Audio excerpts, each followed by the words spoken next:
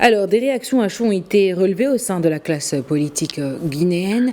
Le forum politique que la junte espérait a été largement boycotté par des partis d'opposition.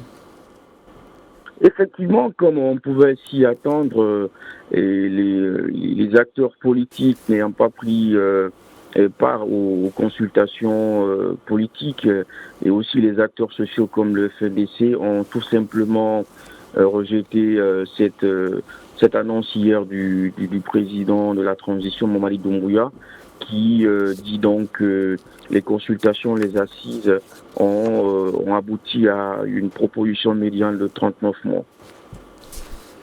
Alors, se dirige-t-on vers un bras de fer avec la CEDEAO? On rappelle que l'organisation sous-régionale réclamait des élections de 6 mois après la prise de pouvoir par le CNRD.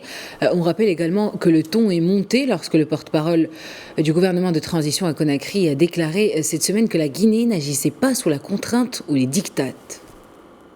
Alors, je ne pense pas que la CEDEAO va analyser ces 39 mois-là à l'aune un peu des 6 mois qu'elle avait enjoint donc à la jeune Guinéenne juste après la prise du pouvoir, parce qu'il faut rappeler ces 6 mois sont passés depuis le 15 mars. Donc, ça ne sera pas à l'aune, disons, donc de cette injonction de la CEDEAO. Je crois que elle va juger un peu de la pertinence et un peu des activités qui sont développées. Et je pense qu'on s'achemine un peu à une espèce comment j'allais dire, de transition assez longue dans les trois pays. La moyenne, c'est 3 ans.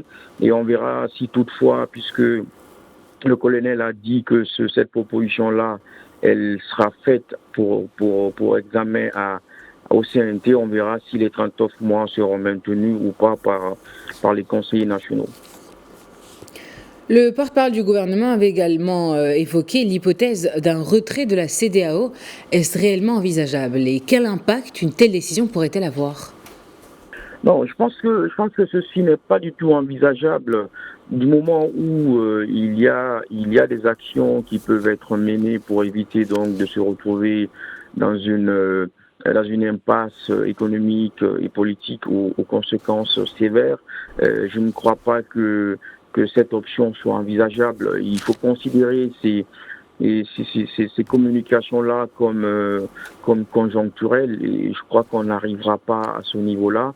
Le Mali, qui est assez en froid avec la CEDEAO, n'est pas du tout sorti carrément de la CEDEAO. Et voilà, je crois qu'on n'arrivera pas à ce niveau. Il appartient à la junte donc de proposer un délai qui soit raisonnable, mais aussi de pouvoir motiver le choix des 39 mois, si toutefois cette durée est retenue par les conseillers nationaux qui doivent donc se prononcer là-dessus. Eh bien, merci Cabinet Fofana pour ces précisions. Je rappelle que vous êtes politologue.